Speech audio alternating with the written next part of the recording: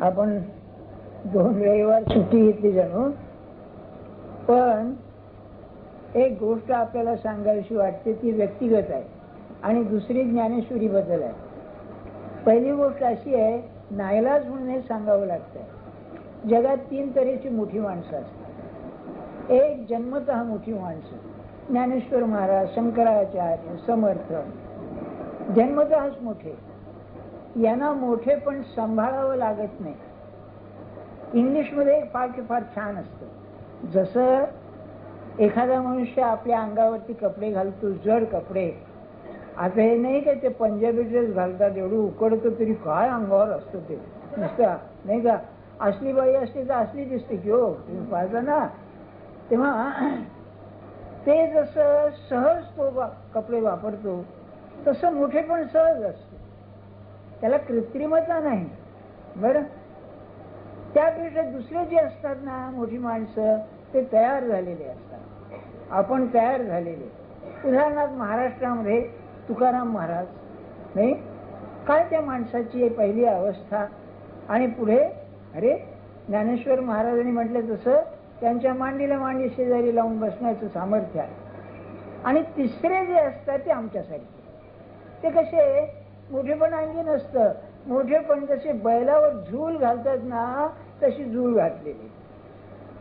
यांना तुकाराम महाराजांनी बरोबर वर्णन केलंय बरं का. तया यातना कठीण, बरं का.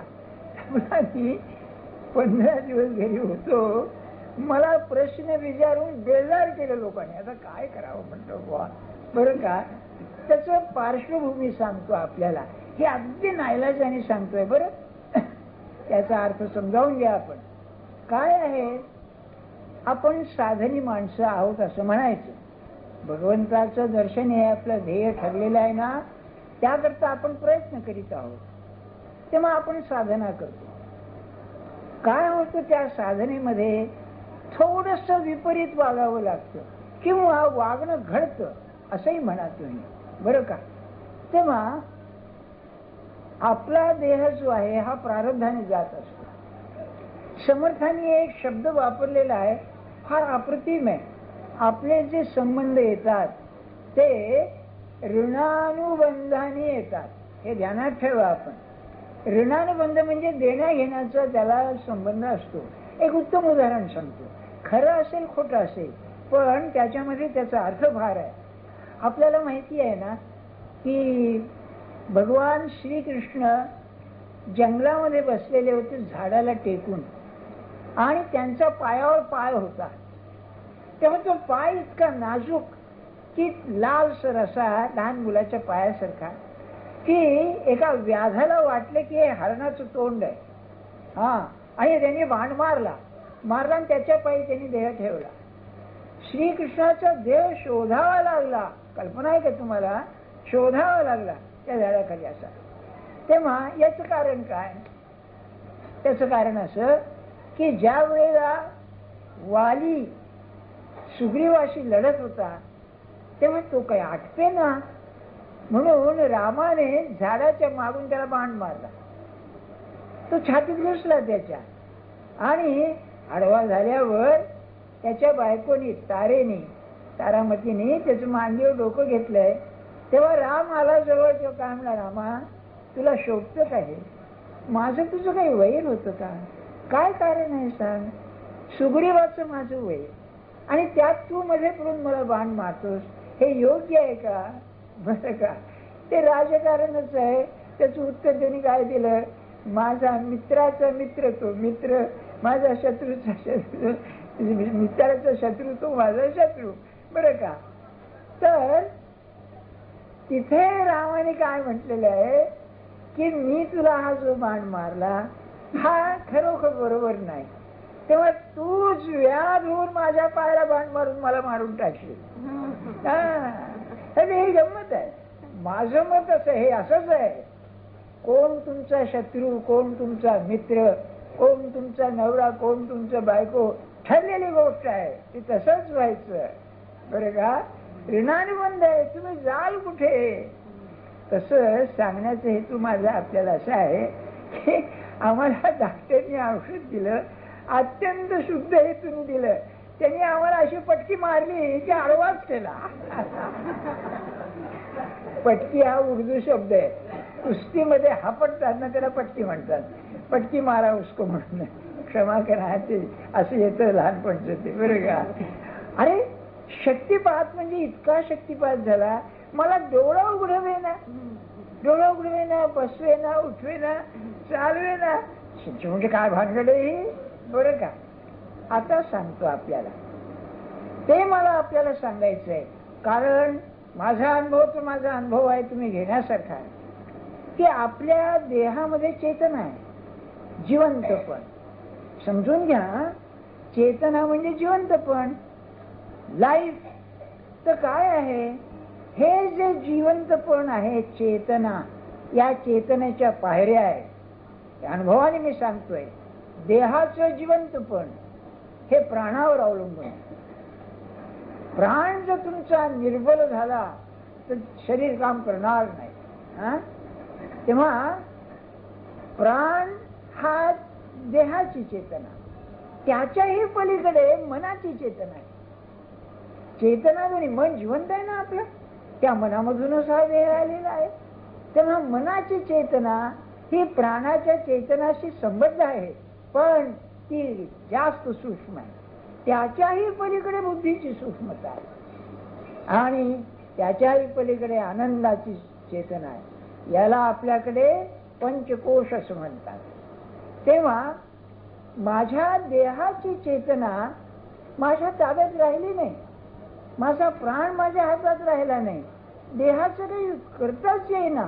हात पाय उचलायचा तर मला जड वाटू लागला, बसणं उठलं तर सोडूनच द्या.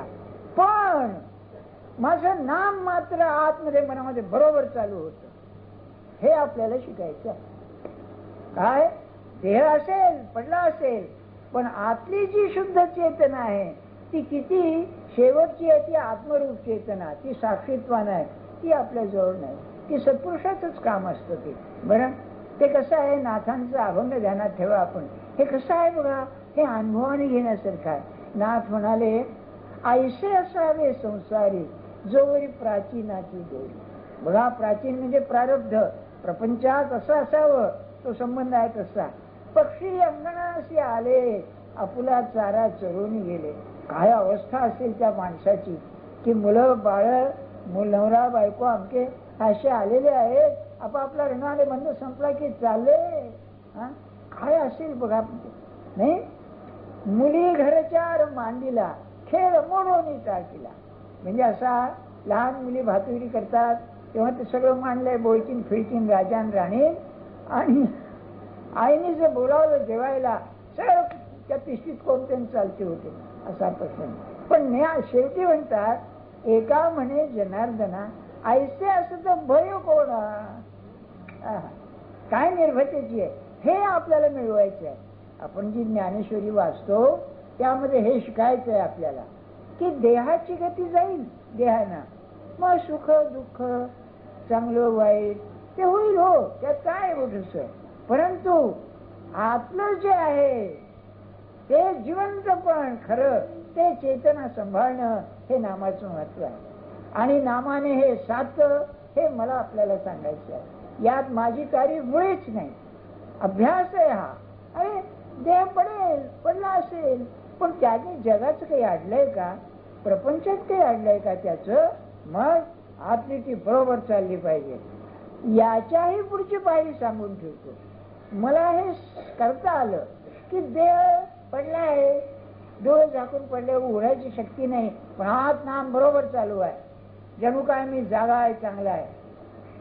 सोपं आहे. कॅन्सर सारखा रोग झाला असताना देह दुखात आहे, देहात तळमळ आहे, आणि पुन्हा हे टिकणं, ही पुढची पाहिजे. नाही, देह ताप देतोय, देह स्वस्थ नाही आहे, इथे हे राहणं यात खरी कमाल आहे, बरं का. तेव्हा हे कसं घडतं, याला एक फार उत्तम वेदांताने उत्तर दिलंय, विद्यारण्याने उत्तर दिलंय. प्रारब्ध दोन प्रकारचं असतं. एक स्वप्रारब्ध, आपल्याच कर्माचं फळ, आणि दुसरं परेच्छा प्रारब्ध. तुम्ही ज्या डॉक्टरला बोलावणार त्या डॉक्टरच्या डोक्यात जे विचार येणार, तुम्हाला आमकं औषध दिलं, हे परीक्षा प्रारब्ध. म्हणजे त्याच्या कृतीनं तुम्हाला भोगावं लागलेले भोगे परीक्षा प्रारब्ध. एक उदाहरण सांगतो. समजा आता ते दगडाची ठेकी चालली आहे ना, तुमचं काही नाही, काम आहे, काही नाही, तुम्ही कामाला चालला, कोणाशी संबंध नाही, काही नाही, आणि एक आला दगड टाक्यात बसला, परीक्षा प्रारब्ध. तुमचा काही संबंध नाही, आणि मारला, तुमच्या डोक्यात बसला, किंवा लाठी चार झाला, बसली लाठी एक पाठीमध्ये आपली, तर काय करणार? याचं उत्तमात उत्तम उदाहरण सांगतो आपल्याला. रमण महर्षी होते ना, त्यांच्या रात्री चोर आले. आता हा संन्यासी माणूस, त्याच्याकडे काय, पण भानगड काय होते, आपल्याकडे असं आहे की हे जे साधू असतात ना, यांना लोक चांदीन बिंदीन हे पुष्कळशा वस्तू देतात, त्यांना त्याची एवढीशी किंमत नसते. बरं, ते जेवण कसं असं माहितीये का, ऐकण्यासारखं आहे. ते मद्रासी होते, सार भात सांबार आणखी हे फळं बिळं असं ते केळीच्या पानावर वाढायचे. हे काय करायचे, सगळे एकत्र कालवायचे आणि ते खायचे. त्यांचा शिष्य होता ऑसबोर्न, म्हणतो म्हणाला, अहो याला काही चव आहे का, की त्याची ओन टेस्ट म्हणाले. म्हणजे अन्न खायचं झालं आपलं, त्याला काय आहे, हे फार मोठी माणसं. तेव्हा ते रात्री आले चोर 4 जण. तेव्हा किल्ल्या द्या म्हणाले. तेव्हा रमण एकदम मोठा, अरे त्यांना देऊन टाका, किल्ल्या नाही, तुमच्याकडे आहे ते सगळे देऊन टाका.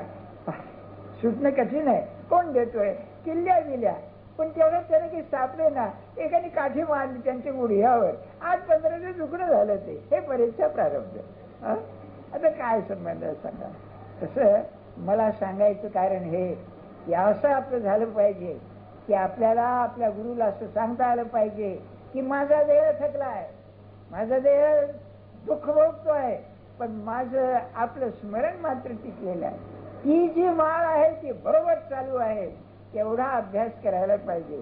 आज का मुद्दा मी सांगतोय, मला त्यातल्या बाजूला काढा. गुरुपौर्णिमेचा उत्सव करायचा आहे, त्यांना जे पाहिजे ते करायचे नाही. प्रपंचाचं कुठे काय कटकटी असतात प्रपंचात, मला सांगा. त्याच्यामध्ये हे जर राहिलं ना, कटकटी राहतील, हा मात्र वर राहील. बरं, दुसरी गोष्ट सांगायची अशी की मागच्या रविवारी मला बोलवे ना, तर काय झालं की तो जो विषय आहे अतिशय समाजाच्या दृष्टीने महत्वाचा विषय आहे. सोशल तत्वज्ञान, सोशल फिलॉसॉफी या दृष्टीने, आणि आपल्याकडे विचार केलेलाच आहे, परंतु युरोपियन लोकांनी अलीकडे विशेषतः मार्क्स नंतर फार मोठा विचार केलाय. आदर्श समाज काय, आज आयडियल सोसायटी काय. आपल्याला मी सांगितलं मार्क्सचं स्टेटलेस क्लासलेस सोसायटी. एक सहज सांगतो आपल्याला, त्याचं म्हणणं असं होतं, खरं खोटं जाऊ द्या, त्याचं म्हणणं असं होतं की समाजामध्ये तुम्हाला शासनाची जरूर काय आहे. शासनाची जरूर तेव्हा आहे, लोक उन्मार्गगामी आहेत, लोकांना मार्गाला लावायचं, तर शासनाची जरूर, गव्हर्नमेंटची, सरकारची एकदम जरूर आहे. म्हणून उत्तम समाजामध्ये प्रत्येक मनुष्य चांगलंच वागतो, म्हणून त्याला स्टेट नको. हा, इतकंच नव्हे, प्रत्येक समाजामध्ये वर्ग राहणार आहे. तुम्ही हे चातुर्वर्ण्य म्हणा, अमके म्हणा, तमके म्हणा, वर्ग राहणार आहे. अहो, इंग्लंडमध्ये असा वर्ग आहे जो राजकारणात भाग घेतो. तो काय उठल्या सुटल्या कोणी भाग घेत नाही, तो एक वर्गच निराळा आहे. तसंच एक वर्ग असा आहे जो विद्येच्या पाठीमागे असतो, हे राहणारच. फक्त फरक काय पाहिजे हे मात्र विशेष आहे. आपल्याकडे तसंच होतं, तो प्रयोग फसला आणि सगळा विचका झाला, म्हणून आज अशी परिस्थिती आहे.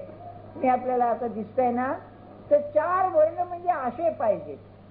4 बोट जशी सारखी आहेत ना, समांतर पॅरलल, झालंय काय ती वाशी झालेली आहे. त्यामुळे ब्राह्मण वरचा खालचा, हा याला उपाय काय आहे.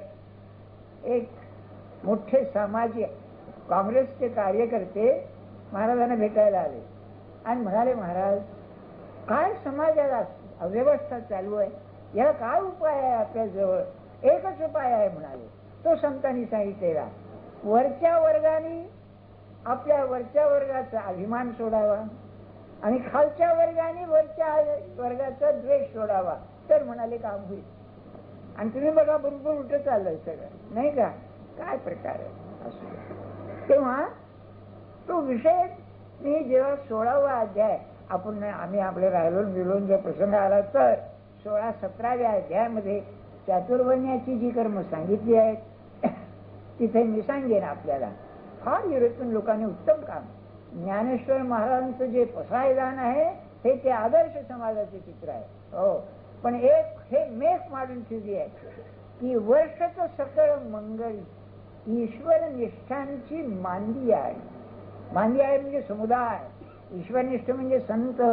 हे संत भेटो अनवरत भूतळी अभूता. अनवरत म्हणजे विदाउट एक्सेप्शन, सारखे सारखे भेटू दे तर समाज मार्गावर राहील. तेव्हा तो मुद्दा मी आता थांबवतो, कारण त्याला मला ग्रंथ पाहायला वेळ नाही झाला, शक्ती राहिली नाही. पण आजचा विषय पुढचा असा आहे, तो शेवटचा घेतो. अनित्यम सुखम लोकम इमम प्राप्य भजस्व माम. ही एकच ओळ आहे. त्याला ज्ञानेश्वर महाराजांनी 15-20 ओव्या लिहिलेल्या आहेत. प्रश्न असा येतो का ज्ञानेश्वर महाराजांना स्फूर्ती आवरत नव्हती का? असं काही होतं का की आपलं या आपलं ओव्या येतात बराबर? असं नाही आहे. काय आहे, हे जे जग आहे त्या जगाचा जो स्वभाव आहे तो स्वभाव त्या 10-12 ओव्यात त्यांनी सांगितलेला आहे. एक इंग्रजी ग्रंथ आहे, त्याचं नाव आहे दी इंटेलिजिबल वर्ल्ड म्हणून. ऑल्बन म्हणून लेखक आहे, त्याचं मेल अलीकडे इंटेलिजिबल वर्ल्ड. त्यात त्यांनी असा एक प्रश्न काढला आहे, व्हॉट इज दिस वर्ल्ड? हे जग काय आहे? कोणी आहे का असं सांगणारा जग म्हणजे अमुक आहे? नाही, प्रत्येकाचं मत निघालं.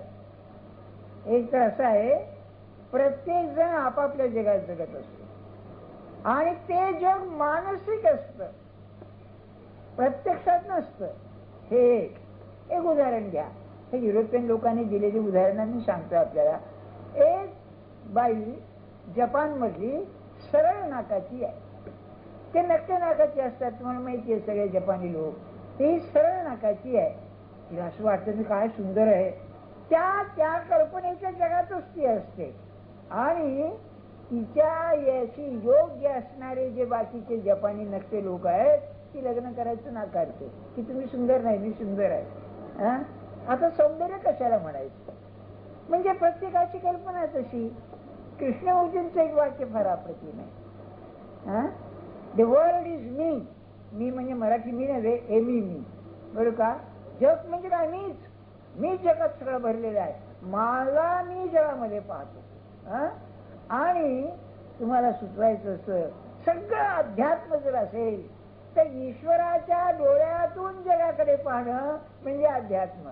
आणि मी माझ्या आकलेप्रमाणे जगात पाहणं कल्पनेमुळे म्हणजे व्यवहार. बघा आपण की माझा स्वार्थ कसा साधेल, माझं चांगलं कसं होईल, माझ्या कुटुंबात कसं होईल. आता विचार करा, तुम्ही तुमच्या मुलाला ऍडमिशन पाहिजे आणि तुम्हाला मग मी असं ऐकलं, मी आपलं सांगतो तुम्हाला आणि ते खरं आहे म्हणूनच सांगतोय.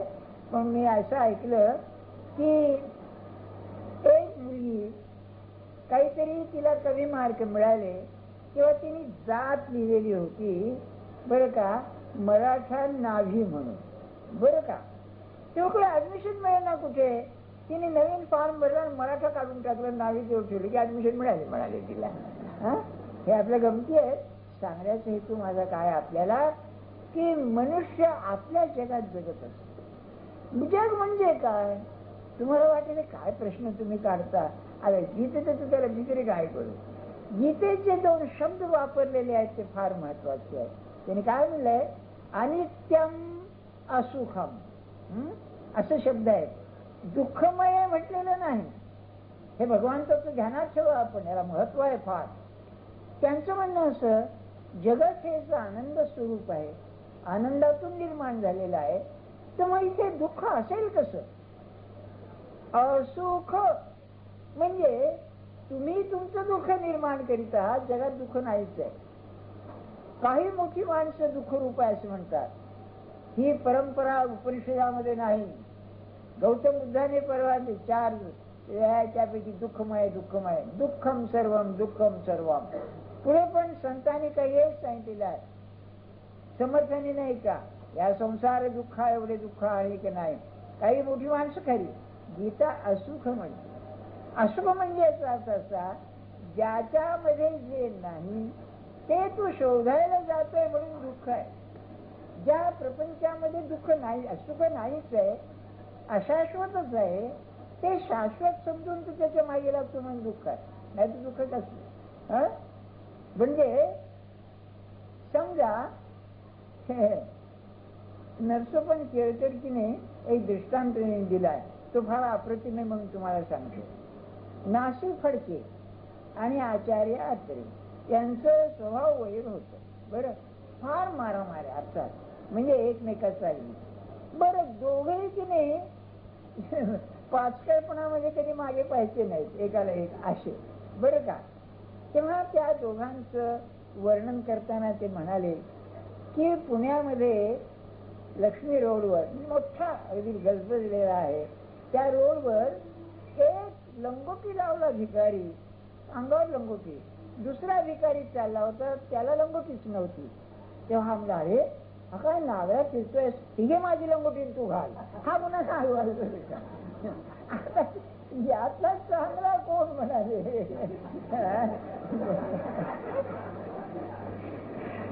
तस या जगामध्ये दुःख नाहीच आहे, पण मी दुःखाची अपेक्षा केली की त्यातून दुःख निर्माण होतं. म्हणून ज्याला अपेक्षाच नाही त्याला दुःख नाही. आपल्याला मी मागे बघा एक गोष्ट सांगितली होती, कच्च्या बाबाची. कच्च्या बाबाची तुम्हाला आठवतं का? पंचम जॉर्ज हिंदुस्थानात आला होता, त्यावेळेला त्यांनी त्या बनारसच्या राजाला विचारलं की क्यों भाई या कोई, हिंदी कसं बोलता येतो, इथे कोणी साधू आहे का? आहे म्हणलं, माझा गुरु आहे म्हणून. त्याला नेलं गंगा किनारी. तो कच्च्या बाबा का? तो कणिक पाण्यामध्ये गंगेच्या पाण्यात भिजवायचा आणि ते प्यायचा, म्हणून कच्च्या बाबा. तर हा गेला तर तो पाच बसून बसला होता आपलं सर झोपडीच्या पुढे. तेव्हा त्याला सांग, जॉर्ज म्हणाला, त्याला सांगा की मी एक सम्राटाचा मुलगा आहे, मी आता सम्राट होणार आहे, तेव्हा तुला काय पाहिजे ते माग. बघा काय असतं, म्हणजे सुख आणि दुःखाचे एक प्रमाण सांगतं आपल्याला. तेव्हा त्या साधूंनी राजाला काय सांगितलं, त्याला सांगा तुझ्या जवळ जे आहे त्याची मला किंमत नाही, आणि मला जे पाहिजे ते तुझ्या जवळ नाही. तेव्हा तू आलास तर प्रसाद घेऊन जा, आपला झाला. म्हणजे माणसाला जर अपेक्षा नसेल या प्रपंचातून सुख मिळावं, ही अपेक्षा नसेल तर दुःखाचं कारण काय. आणि याचं मूळ तुम्हाला सांगून ठेवतो, त्याच्याशी संबंध नाही. ऍक्सेप्टन्स. जगामध्ये ज्या गोष्टी घडतायत त्या ईश्वरी इच्छेने घडतात. त्या ईश्वरी इच्छेने घडत असल्यामुळे माझ्या मनासारखं व्हावं हे शक्यच नाही. कारण काय आहे, माझ्या मनासारखं जे व्हावं म्हणतो ते तरी मला खात्रीनं कोणी वाटतंय, नाही का? असं नाही का? तुम्हाला मी एक गंमत सांगितली ना, ऐकण्यासारखं आहे. हे दिसायला साध्या गोष्टी दिसतात, फार महत्वाच्या आहेत. असं झालं, एक मनुष्य त्याची बायको बाळणपणाला गेली होती.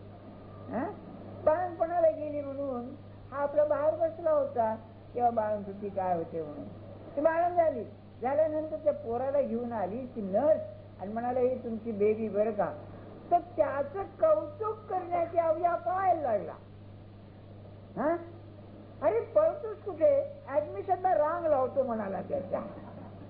म्हणजे आधी लग्न व्हावं, मुलगा व्हावा, मुलगा झाला तर पुढचे प्रॉब्लेम बघा. त्याचे जगामध्ये अंक झालं की पूर्ण समाधान झालं अशी वस्तूच नाही, अशी परिस्थिती नाही, अशी वस्तू नाही. तुम्हाला माहिती आहे ना, किंग लिअरचं प्रसिद्ध वाक्य, uneasy lies the head that wears a crown. काटेरी मुकुटच आहे तो, यात शंकाच नाही. सांगण्याचंही तुम्हाला एवढाच, असुख असा शब्द गीतेने वापरलेला आहे. आणि का असुख आहे, अगदी तात्पुरतं आहे. किती तात्पुरतं आहे, आज आहे उद्या नाही असं आहे.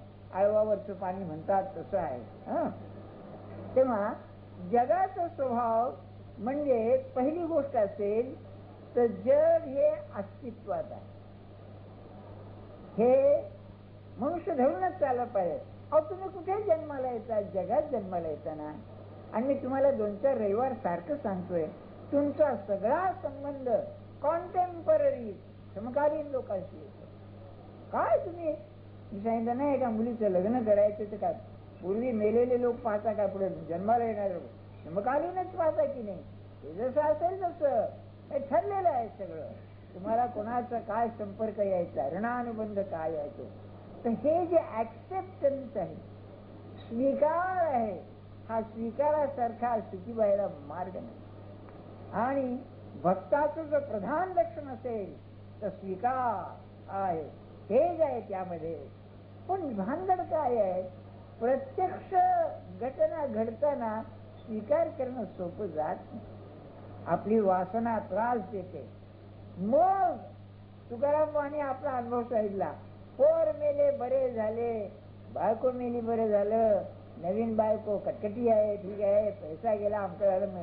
आणि मग जे जे काही मी करीची ते ते माझे स्वहित, हे तो सप्रचित कळू आले. अरे प्रचिती घेताना नाकात दमाला त्याची काय वाट आहे मला सांगा? हा नाही का? ते आहे. आपण तुम्ही करा असं मी म्हणत नाही, खरं जे आहे ते हे आहे. स्वीकार. काय मनाचं सामर्थ्य आहे मला सांगा. असं आहे ना येऊ दे, असं आहे ना येऊ दे. महाराजांचा एक दृष्टांत आहे. महाराज म्हणे घुशी असतं, घुशी त्याला तुम्ही मारायला झालं तर सारी फुगते ती. बरं तसं म्हणजे जितकं निराशा व्हावी तितकं माणसाचं मन तयार व्हायला पाहिजे, तर तो परमात्माकडे जाईल. कारण हे अनित्यच आहे. अनित्य म्हणजे आपल्याला क्षणभंगूर. क्षण म्हणजे मोमेंट आपण म्हणतो. काय आहे, आपण पापणी लावतो काढतो ना, त्याला किती वेळ लागतो? निमिष म्हणतात त्याला. त्याच्या इतकं सुद्धा वेळ नाही, असं ते आहे. बरं आता मग काय आहे? जगत आहे अपूर्ण आहे. नुसतं अपूर्ण आहे असं नाही, जगात जे जे आहे ते सगळं अपूर्ण आहे. असं कोण आहे मला सांगा की सगळं मनासारखं घडलंय? मी तुम्हाला एक गंमत सांगितली ना मागे.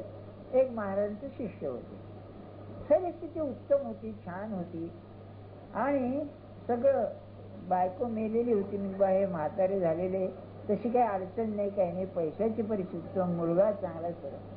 त्या महाराज साहेब म्हणाले की बापूसाहेब तुम्हाला काय काळजी करायला कारण काय आहे म्हणाले. हा बघा, अपूर्णतेचं एक दृश्य फार अप्रतिम आहे.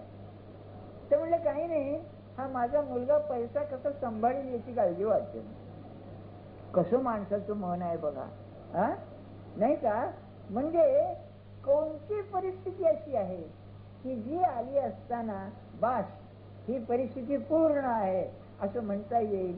नाही म्हणता येणार. एकच परिस्थिती अशी आहे जिथे भगवंताने आपल्याला आपलं म्हटलं, त्याच्या स्मरणात मी आहे, तीच परिस्थिती उत्तम. मग काय आहे? म्हणून तुकाराम बाबाचा फटका फार जबर आहे बघा. तुम्हाला मी सांगितलं आठवतंय ना? हे पुन्हा पुन्हा सांगण्याचं कारण त्या माणसाची खात्री काय होती जीवनाबद्दल. शिवाजीने जेव्हा त्यांना बोलावलं की तुम्ही माझ्या राजवाड्यावरती या, तेव्हा यांनी उत्तर पाठवलंय अभंगामध्ये. ते आहे ना, व्रत करा एकादशी, तर त्या अभंगातच आहे की म्हणाले राजगृहा जावे मानाची आहे असे. ज्याला मान पाहिजे आहे त्याने तेथे काय वसे समाधान. शिवाजीला त्या काळामध्ये एवढ्या धर्म राजाला म्हणायचं अरे तुझं काय समाधान आहे असं म्हणायचं म्हणजे काय काय निश्चितपणा आहे आपल्या तत्वज्ञानाचा मला सांगा. बस माझं जे आहे ते उत्तम आहे, स्वीकार. तुम्ही ऐकून ठेवा. मला खात्री आहे मी तुमच्याच असल्यामुळे ते फार कठीण आहे, मनात येतं कामाचं नाही. बाहेर तुम्ही काय हो वाटेल ते नाटक करा. आज सुद्धा आहे बरोबर आहे, तू करतोस ते बरोबर आहे. म्हणून तो मंत्र मी सांगितला इंग्लिश, तो फ्रान्सिस डी सेल्सचा, father yes and always yes. तू करशील तेच बरोबर आहे. हा मनुष्य खरा सुखी होईल. आता हे जग अपूर्व म्हटल्यानंतर कशाचं बनलेलं आहे? देश काल निमित्ताचं बनलेलं आहे. तर त्याचं वर्णन ज्ञानेश्वर महाराजांनी 10-15 ओव्यामध्ये केलेलं आहे. ते काय सुरुवात अशी केली आहे. ओळी फार छान आहे. म्हणाले, या लागी शत जर जर नावे रिगोनी केवी निश्चिंत होईजे, कैसेने उघडिया असावे शस्त्रवर्षी. दोन दृष्टांत घेतले. हे जग कसं आहे तर म्हणले महोदधी सारखा आहे, महासागरासारखा आहे. हा महासागराचा दृष्टांत ग्रीक तत्वज्ञानात सुद्धा येतो. काय आहे, अतिशय विचारवंत लोक जे आहेत त्यांना जीवन हे एखाद्या महासागरासारखं वाटतं.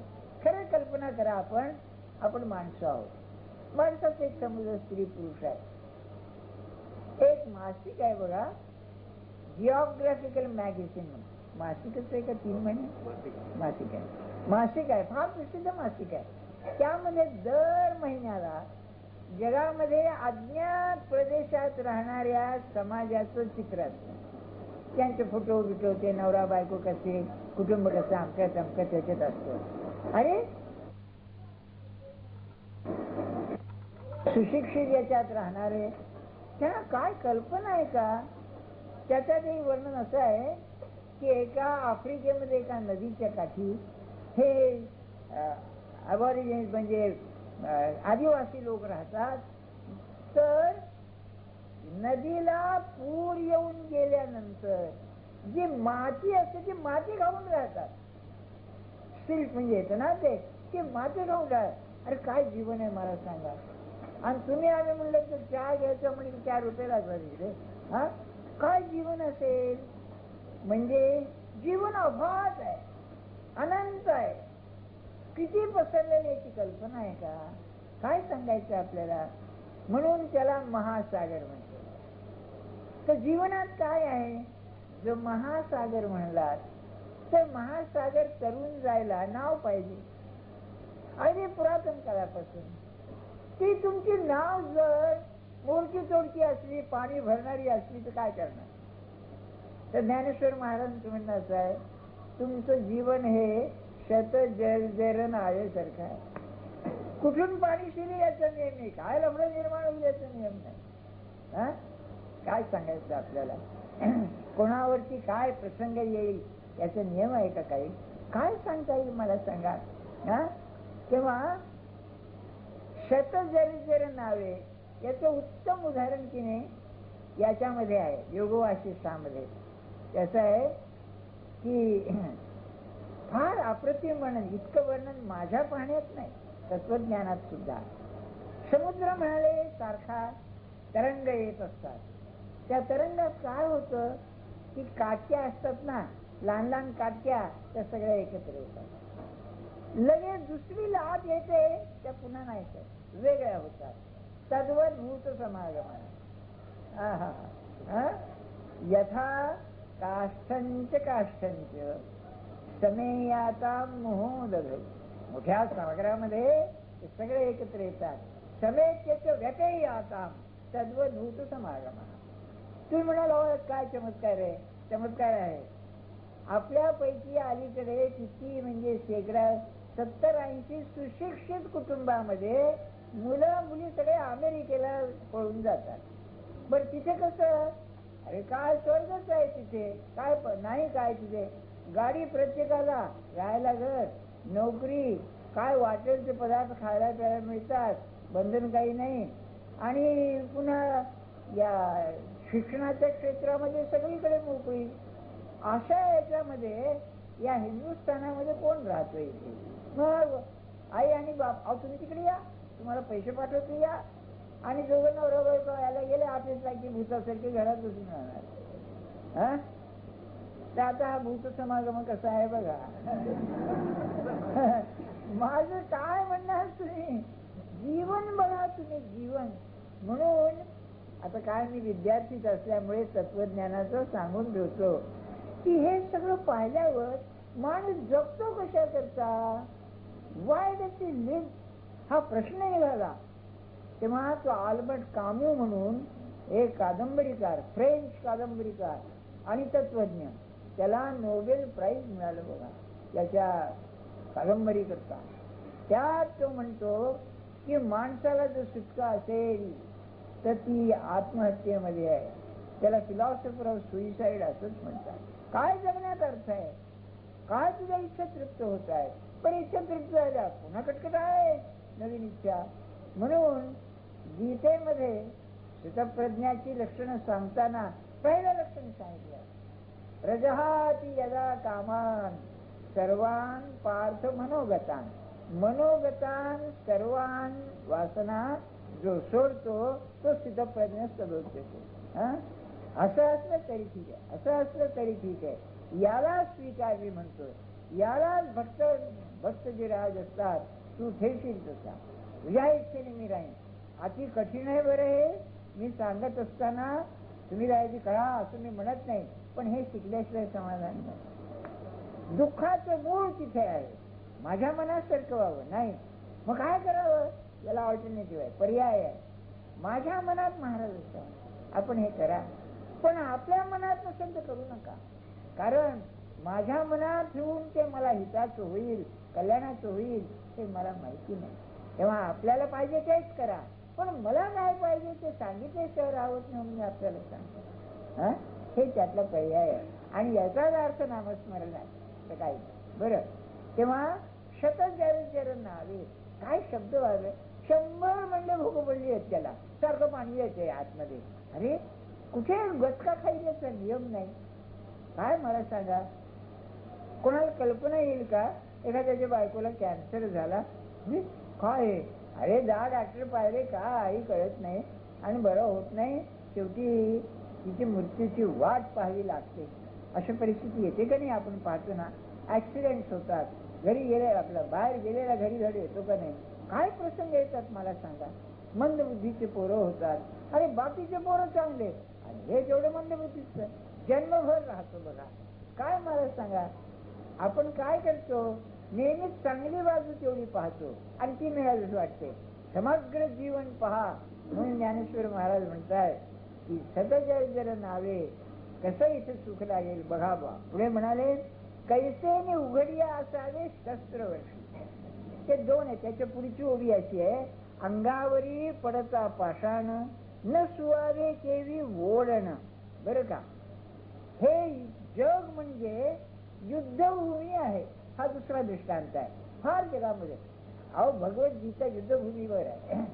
बरं, म्हणा ज्ञानेश्वर महाराज म्हणाले, शस्त्रांचा वर्षाव चाललेला आहे का, युद्ध आहे ना, आणि युद्ध चालू असून तुम्ही जर शस्त्रांचा वर्षाव चालू असताना जर ढाल घेतली नाही तर तुम्हाला असता येईल का, म्हणजे ही युद्धभूमी आहे. संघर्ष संघर्ष संघर्ष. आपल्याला आठवतंय काय, 3-4 रविवारापूर्वी मी आपल्याला सोरोचिंचं एक पुस्तक दाखवलं, तिकडे रिकन्स्ट्रक्शन ऑफ ह्युमॅनिटी म्हणून. त्याच्यामध्ये त्यांनी यादी दिली आहे, गेल्या 2000 वर्षामध्ये 1 वर्ष असं नाही की जगात युद्ध नाही. आता आला नाही पेपरमध्ये, त्या कंबोडियामध्ये मारामारी चालूच आहे की. कंबोडिया कशाला, मुंबईत काय कमी आहे. का मी म्हणतोय, ज्ञानेश्वर महाराजांनी शस्त्रास्त्र म्हणाले आणि पुढे म्हणाले, अंगावरी पडता पाषाण न सुवावे केवी ओढण. ओढण म्हणजे ढाल. बरं, दगडांचा वर्षाव चालू असताना तुम्ही आवरलं नाही ते डोकं फुटायची चुकी हो, नाही का. 1-2 गोष्टी सांगतो आपल्याला. माझा मोठा भाऊ मोगलाईमध्ये एक अधिकारी होता, तेव्हा त्याची बदली बिजवाड्याच्या बाजूला झाली, बॉर्डर तुंगभद्रेच्या बाजूला. तुम्हाला माहिती असेल, निजामनी तुंगभद्रा प्रोजेक्ट रचला, 98 लाख रुपये त्यावेळेचा, आणि विश्वेश्वरय्या आले होते. तेव्हा त्याला बंगला होता, मोठं कंपाऊंड होतं, ऐकण्यासारखं आहे. त्या कंपाऊंड मध्ये जेव्हा पोलीस ऍक्शन सुरू झालं, म्हणजे निजामला हरवायचा प्रयत्न सुरू झाला, पोलीस ऍक्शन सुरू झाला, तेव्हा 3 बाजूने 3 इंडियन जनरल आले. एक चौधरी ज्याने जिंकलं खरं, तो बुलाराम कडून आला, वरंगल बुरावून, कारण तिथे रेसिडेंट राहत. आपले मुंशी के मुंशी तिथे वकील होते, आपले इंडियन गव्हर्नमेंटचे वकील होते तिथे. त्यांना काहीच केलं होतं त्या बंगल्यामध्ये, तिथे रेसिडेंट राहतो, सगळा मोठा बंगला, बरोबर का.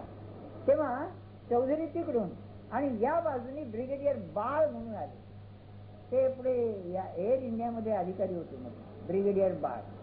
आता गंमत अशी, हे कसली फौज यायची निजामाची, तेव्हा जी रेग्युलर फोर्स होती बाकायदा फौज ती काही आली नाही, म्हणून बेकायदा फौज जी होती इरेग्युलर फौज, म्हणजे पठाण बिठाण अरब बिरब सगळे लढायला दिले, बंदुका दिल्या. अहो पण जर गोळ्या नाही तर बंदुका काय नळी मारणार नुसती? हा, तर त्यांना भटारखाना खायला या कंपाऊंड मध्ये होतं, आलं लक्षात ना. त्यांना खायला द्यायला भटारखाना म्हणजे स्वयंपाक हो. तर त्यांना काय झालं, जेव्हा बंदुकीला गोळ्या संपल्या अम्युनिशन, तेव्हा त्यांना दगड दिले, म्हणजे त्या सोल्जरवर बाळांच्या दगड फेकायचे म्हणून शस्त्र बसले.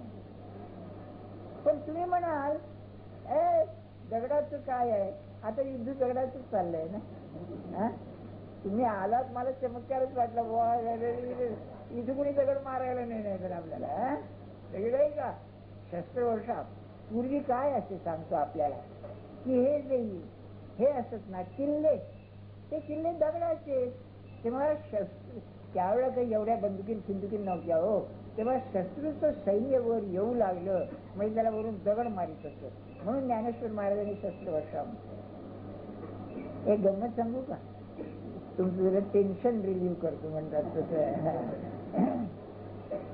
पाकिस्तान मध्ये काही दिवसांनी पुढे जो प्राईम मिनिस्टर झाला सर इस्कंदर मिर्झा म्हणून, त्याची एक आठवण आहे. तो पुढे तिने सोडून गेला इथून. जिन्ना हा होता ना प्रेसिडेंट, तिथला राष्ट्रपती होता, हा गेला आणि इंग्लंड मध्ये राहायला जाऊन. तेव्हा त्याची एक गमतीची गोष्ट आहे. गांधींच्या बरोबर एक बादशाह खान म्हणून होता, तुम्हाला ऐकून ठाऊक आहे तो तिकडचा. तर त्या सेनेला काहीतरी त्रास, राष्ट्रीय सेना नामक्या त्याला त्रास देण्याकरता त्यांनी सरकारला नाकात दम आणावा. ब्रिटिश सरकार, बरोबर लॉर्ड व्हॅवेल त्यावेळेला व्हाईसरॉय होता, त्यांनी मोठा मोर्चा ठरवला, 1000-2000 लोकांचा मोर्चा पेशावरवर न्यायचा. नॉर्थ ईस्ट फ्रॉन्टियर त्याला म्हणायचं, बरं का. तेव्हा त्याने याला मिर्झा जनरल इंडियन आर्मीचा, त्याला काही कर पण लचाण नको, एवढे 1000-1500 पठाण लोक बलुची लोक घरी यायचे, काय करावं, मी बरोबर करतो म्हणा. बरं, राजकारणाची गंमत आहे. त्याने काय केलं, त्या भटारखान्यामधले जे स्वयंपाकी होते